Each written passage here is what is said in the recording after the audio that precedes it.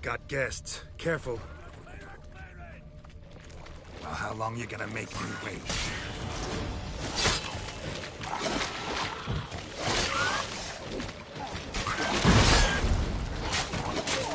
For the glory of her grace, I shall make plenty of you!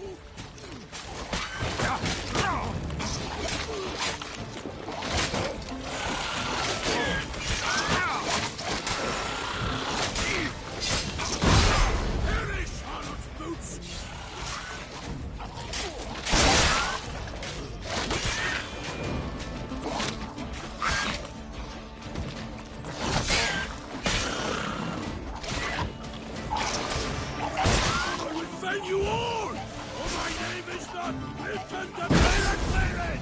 Drawn here by the smell of blood. Let's keep looking.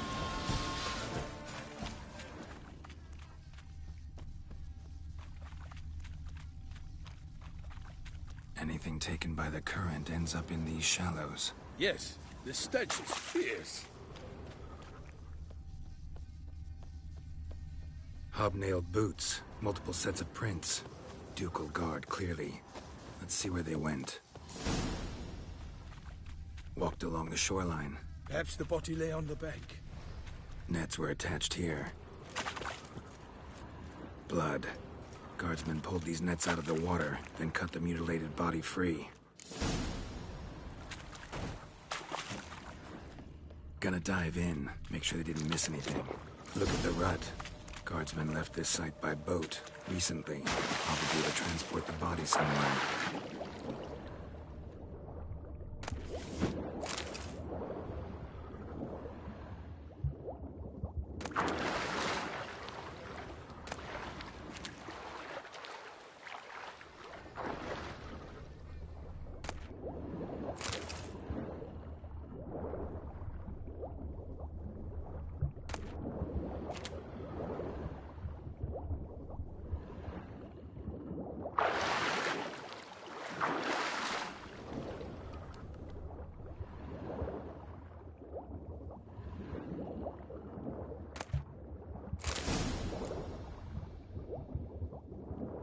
Silk kerchief, monogrammed DLC. A noble's accessory, clearly. Be nice to know where they took the corpse.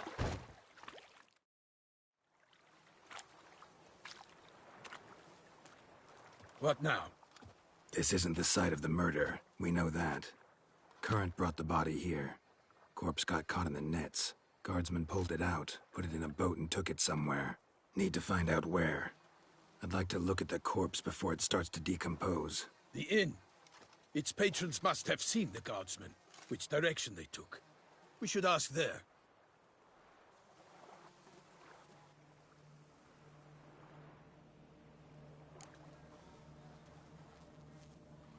One thing.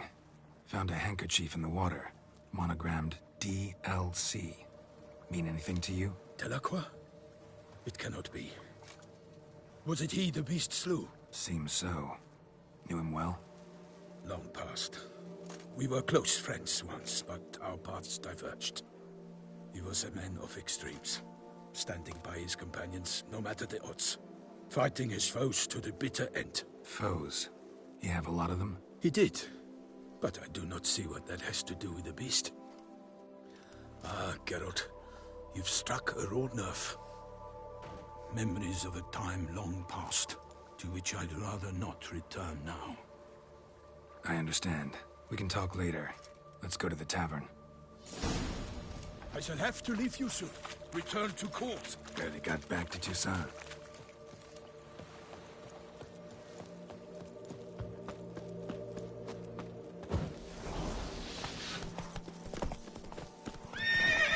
A knight in the service of Her Illustrious Highness knows no rest. In fact, I'd feared I would return too late to fulfill my duty. Yet it seems I've arrived in the nick of time.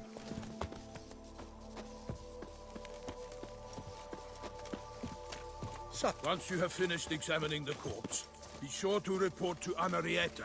Anarietta? Her Grace, the Duchess. I forget myself at times. We address each other by our first names in private. Never in Pomred's presence, however. He finds such familiarity offensive. a watering hole for traders, smugglers, boatmen. But you will find no better crayfish chowder in all Toussaint. Don't dare to think you've got carte blanche here. Do you know why Castan Gotish found his way to the Bortello here out? They import some alchemical dung from the Empire, then fertilize their vines with it. Champ! By my troth, could that be the musty scent of fresh pâté? Naught else, Sir de Peyrac-Peyran. I see time has not dulled your senses. We would be honored if you would join us. Your companion as well. But why do I not detect even a whiff of crayfish chowder? No soup today, on account of there being no crayfish. I reckon you've not heard, but all I caught was a corpse. I awoke at the crack of dawn, as I do each day, but when I looked up, I beheld a blood-red sky. This corpse is precisely why we're here. For the man whom you've invited to join you at the table was summoned from a far-off land by her gracious magnificence. He is tasked with tracking and killing the beast. We invited two men to join us, yet since Sir de Peyrac-Peyran in temperament is more akin to hare than hound, I surmise the other is the hunter. With whom do we have the pleasure? Name's Geralt. A humble introduction. You've clearly not tarried long with Sir de Peyrac-Peyran. Spare us the petty insults. Geralt is a master of the witchering trade. He has questions concerning the beast's last victim. I was the one to find the corpse. The sun had just risen when I awoke, sat straight up in my bed, looked out the window, and beheld a sky red as blood. Ask Geralt, please, or we shall be here till winter. Need to examine the body. Know where they took it? They ferried it across, then loaded it on a cart and hauled it to a cellar at Corvo Bianco to keep it cool, see? What? Why, Corvo Bianco is Baron Russell's estate. When he learns they've turned his cellar into a morgue, he'll set his hounds on them. While you were gallivanting about the north, his vineyard was auctioned off. Who was that? Woman who just left. Didn't see her before. Didn't notice her walk in either. Doubtless Linnis, the innkeep's daughter. But hold, Geralt, because this is an outrage. Russell's vineyard was auctioned off? Inconceivable. It is no secret the Baron had gambling debts up to his ears. It finally came time to collect. His creditors auctioned off his property. The Ducal Chancellery bought it, in fact.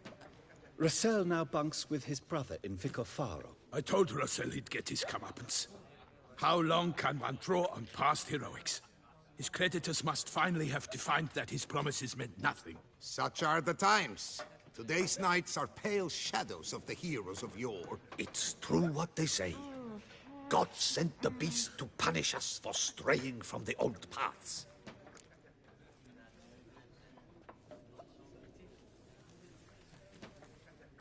Thanks for the hospitality. Time I examined the corpse. Corvo Bianco lies a short way from here, near the tourney grounds. Just follow the road and you'll arrive. Not coming with? Oh yeah, duty of some sort calls. Some sort? Ha! Her Grace bestowed a great honor on me, even before we departed for Velen. I'm to play the hare during this year's game in the palace gardens. When you see me in my costume, you will wet yourself laughing. A little tempted to ask a few questions, but it sounds like a long, complicated story.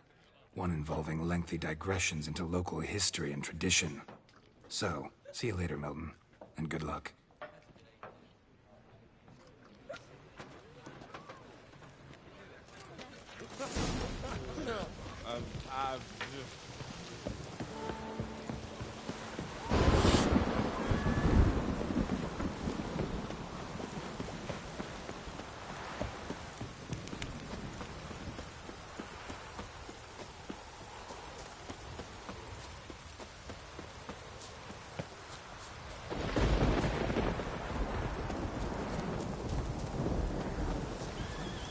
Sounds like a fight. Have to hurry.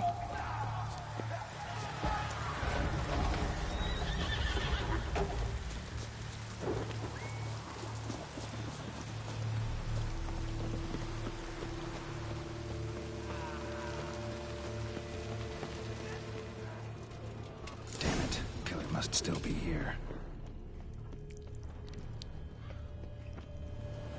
Busted ribs, blood from the ears. Took a solid hit. Throat torn open by man-like jaws. Man-like, except for long fangs. Massacred by a vampire. Not an Ekimara, though.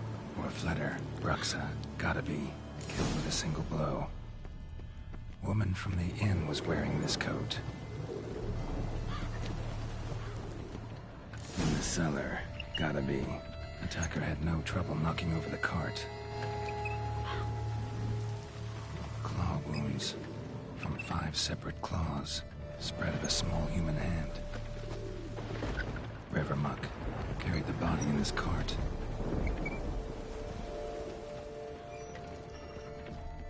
Footprints.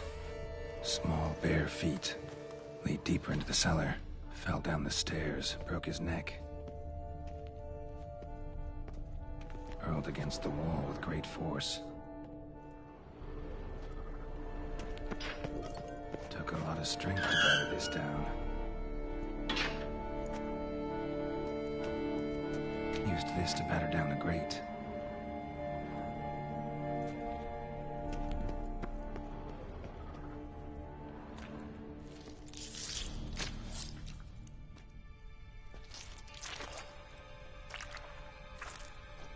You. Saw you at the inn. I know what you are. Don't know why you killed these people, though. Clearly wasn't for their blood.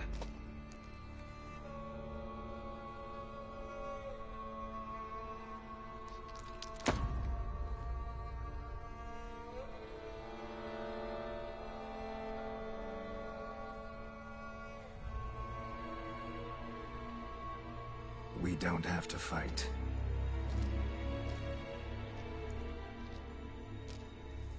You are wrong.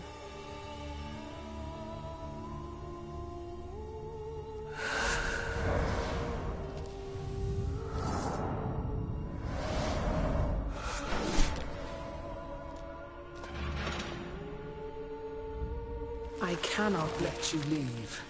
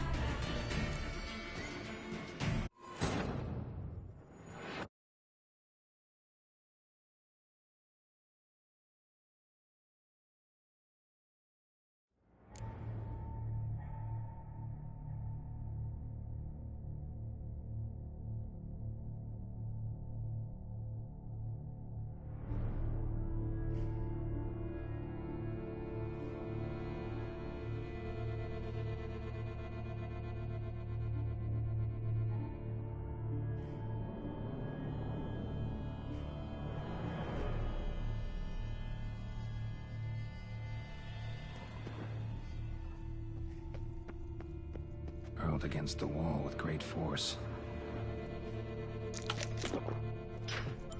Took a lot of strength to batter this down.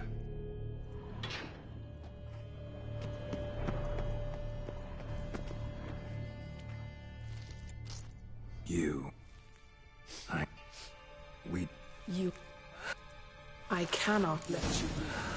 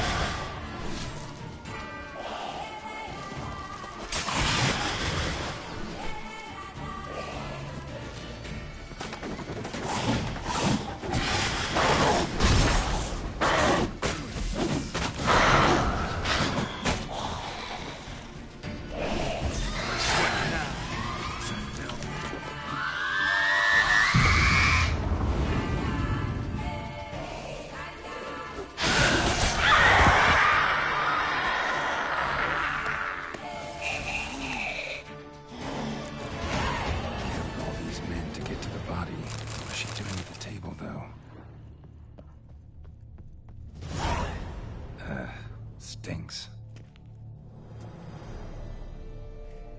Waterlogged. Both hands amputated. Body was quartered just as I thought. Laid in water for some time. Head swollen, and something took a few bites out of it. Something in the throat.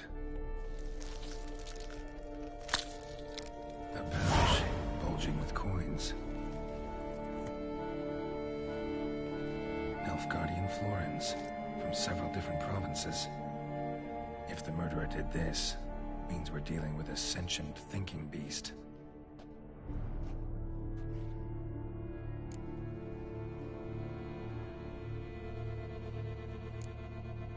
Body was chopped up after death. Blows struck with great force, but bones sliced through, not crushed. Creature that killed him had long claws, sharp as a witcher's blade. First sank its claws into the victim's heart. No Bruxa did this. Third hand. A spare? Except it's clearly not the victim's. Guardsmen must have not noticed it as they picked everything up. How's this possible? Still warm.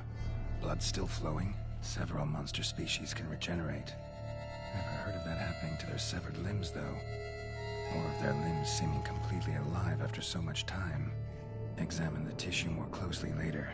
Might learn something. So, murderer was clearly a monster, but not a Bruxa. But then why'd the Bruxa come here for the severed hand? And who does the hand belong to? Why the hell's it still warm? Now, pouch shoved down the victim's throat. What's the significance? And why was he chopped up into pieces? Lots of questions, no answers so far. Need to know about the other victims. I'll ask Palmerin to get me in to see the Duchess.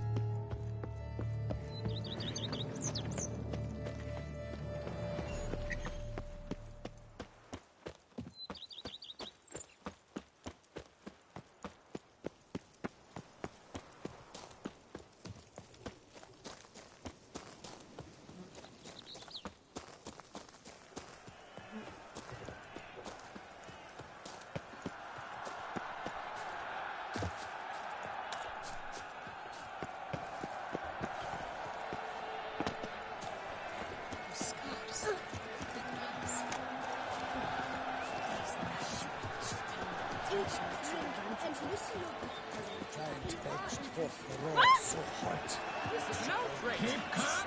Stand your ground! I should find a complaint! Friends in high places. Please give them our condolences. His friends at his side. Good to hear. Best go. Need to speak to the Duchess, urgently. All right, you scamps. Story's done. Go find your parents. But the Pomerine, what about the story of Rittik and the dragon? They're tales for another time. But take a good look at the man who stands before you now. This is Geralt of Rivia, the master witcher who lent his valiant hand to the defeat of the giant Goliath. Master Witcher, is it true virtue always trumps villainy?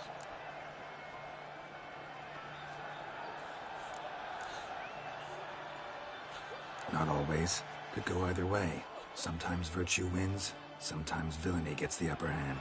Still worth being good. But why? If it doesn't mean you'll win. Palmerin's story. Think back. A decent man attracts other good folk, makes friends he can count on. A rogue? Well, he can only count on other rogues. And who would you rather have for a friend? A man of virtue? I must agree. Now, that will do for questions. Go find your parents. Her Enlightened Highness has doubtless arrived at the tourney grounds to watch the battle in the arena. If we hurry, we'll be in time to speak with her before the spectacle begins. Lead the way.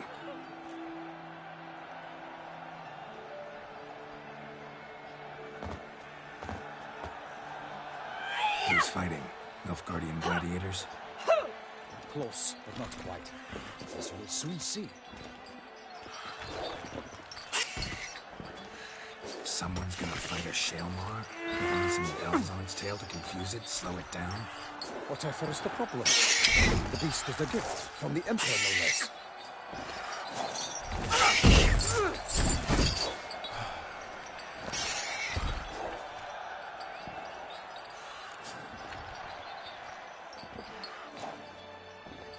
This is dangerous.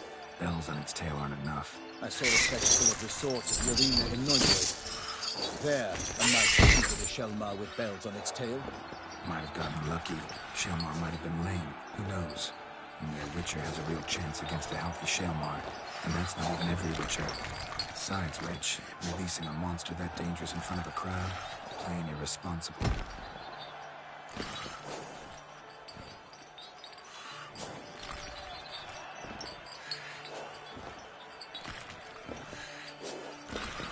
Let's go.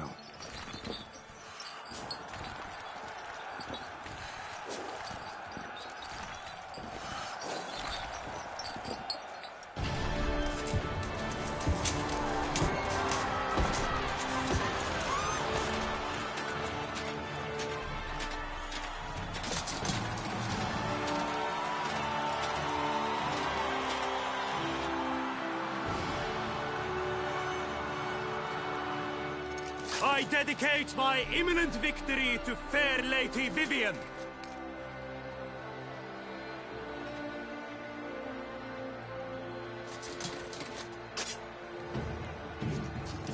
It's begun. The fight shall have to end first. We must wait.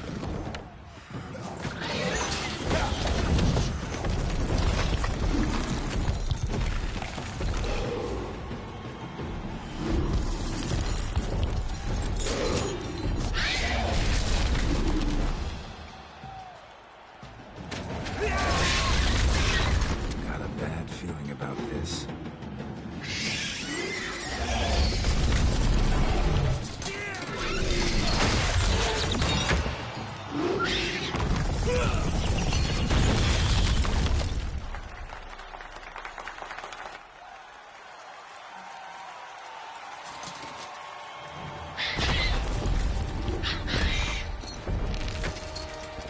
Damn it.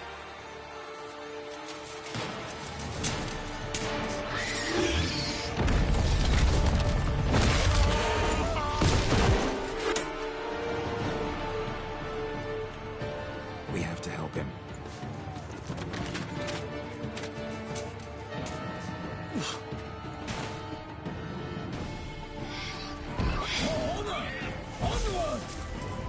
Gotta keep it down. Can't tell when it hears us. Alas, for Nightling, the beast heaved its foul girth, let loose a roar, and knocked him to earth.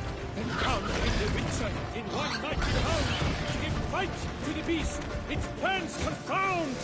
Out, out, brief flame, and thus the Witcher's life was snuffed.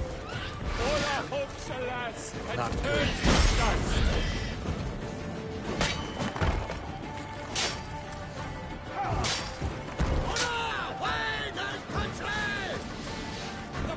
The beast has been weighed by the gods. Soon the Witcher shall triumph against all odds.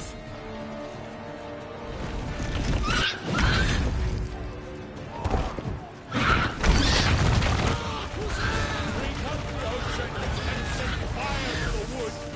For nothing in this struggle can come to any good.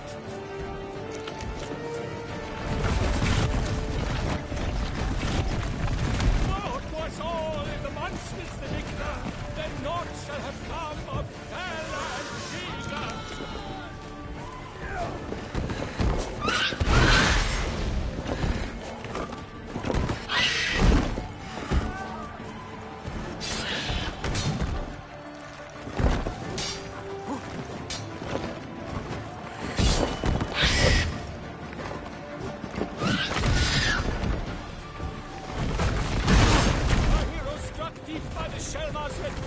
So the Witcher shall perish in cavernous maws. Toussaint! Hold on to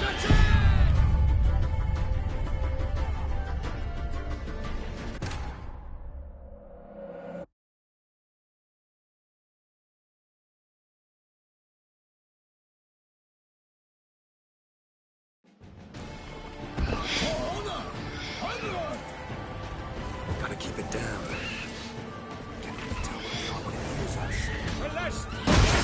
The beast heaved its foul girth, let loose a roar, and knocked him to earth. Down came the Witcher in one mighty bound, to give fight to the beast, its plans confound. Out, out, brief flame, and thus the Witcher's life was snuffed. All our hopes, alas, had turned to dust.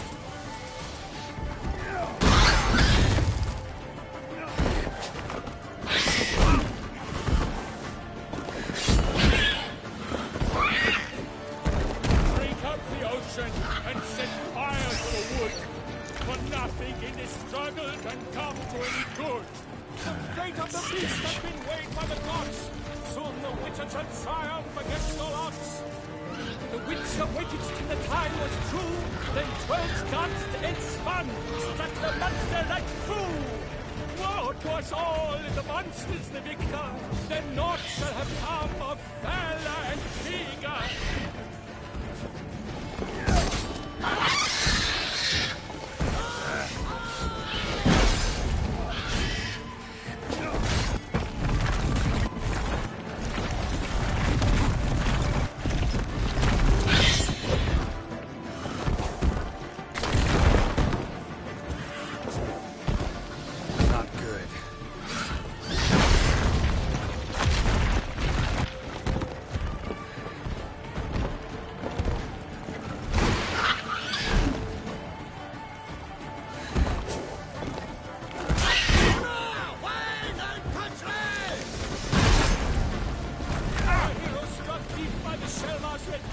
So the Witcher shall perish in cavernous maws.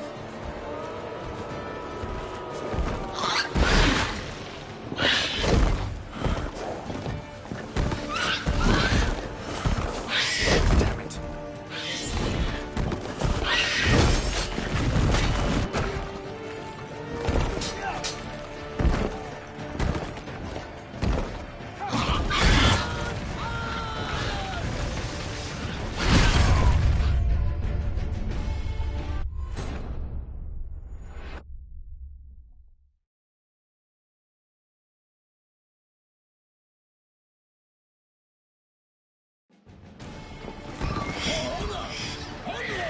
Gotta keep it down. Can't even tell where we are when it hears us. Alas, for Nightling, the beast heaved its foul girth, let loose a roar, and knocked him to earth. And down came the Witcher in one mighty bound, to give fight to the beast, its plans confound.